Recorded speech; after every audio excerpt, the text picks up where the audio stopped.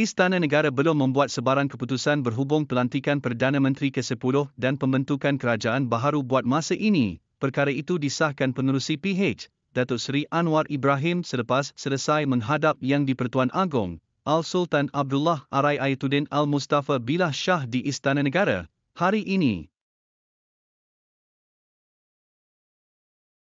Anwar berkata dalam pertemuan itu, Agong menitahkan keperluan menubuhkan sebuah kerajaan perpaduan yang inklusif untuk semua kaum, agama dan wilayah. Ditanya mengenai sama ada keputusan mengenai pelantikan Perdana Menteri ke-10, Anwar berkata ia adalah hak mutlak Agong. Dalam pertemuan itu, kata Anwar, Yang di-Pertuan Agong bersetuju untuk mengambil sedikit masa lagi sebelum memutuskan Ahli Dewan Rakyat yang memiliki sokongan majoriti untuk dilantik sebagai Perdana Menteri yang baharu.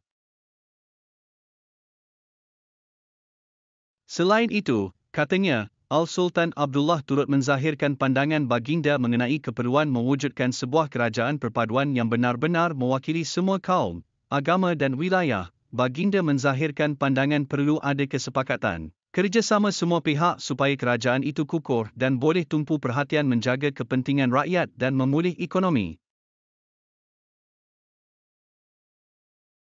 Kerajaan yang ditubuhkan kelak juga harus mewakili semua pihak, kaum dan wilayah. Maknanya, inklusif dalam erti kata sebenar. Ini semangat kerajaan perpaduan, yang kebetulan turut saya sebutkan semalam. Kita berilah masa sedikit untuk kami dan Yang di-Pertuan Agong untuk memberi pertimbangan dan menggunakan kebijaksanaan tuanku untuk memutuskan perkara muktamad, katanya pada sidang media di hadapan pintu 2 Istana Negara di sini, hari ini. Terdahulu, Al-Sultan Abdullah menitahkan Anwar dan Pengerusi Perikatan Nasional, PN, Tan Sri Muhyiddin Yassin untuk menghadap baginda di Istana Negara, susulan tiada Ahli Dewan Rakyat yang didapati mendapat majoriti mudah untuk dilantik sebagai Perdana Menteri. Muhyiddin dilihat keluar lebih awal dari Istana Negara sekitar jam 5.15 petang tadi, namun tidak berhenti untuk mengadakan sidang media bersama wartawan yang menunggu sejak pagi tadi.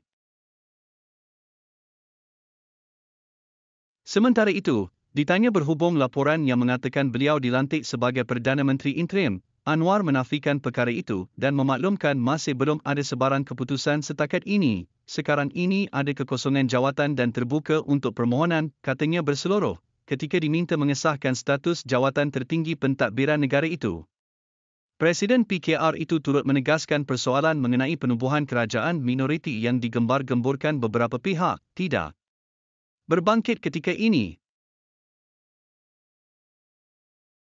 Ditanya mengenai sama ada Yang di-Pertuan Agong ada menetapkan tempoh masa bagi mempertimbang pelantikan Perdana Menteri ke-10, Anwar memaklumkan pihaknya tidak meletakkan sebarang tempoh kepada baginda untuk membuat keputusan. Kita secara hormat tidak bagi ketetapan.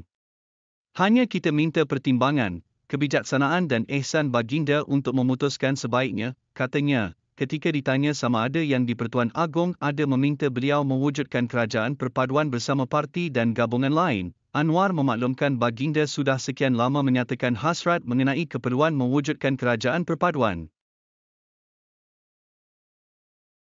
Kerajaan perpaduan itu saya sebut semalam, dan kebetulan Yang di-Pertuan Agong juga sejak bertahun lalu secara konsisten memohon supaya ada semangat perpaduan di kalangan rakyat. Ini termasuk tatkala Datuk Seri Ismail Sabri Yaakob dan Muhyiddin dilantik sebagai Perdana Menteri, tapi mereka tidak menjalankan. Lainlah kalau saya hormat dan patuh, katanya, semalam, ahli parlimen dan pimpinan tertinggi PH hadir ke Hotel Seri Pasifik di sebelah Ibu Pejabat UMNO, untuk berunding dengan pimpinan UMNO dan Barisan Nasional, BN, mengenai kerjasama kedua-dua parti itu bagi membentuk kerajaan perpaduan.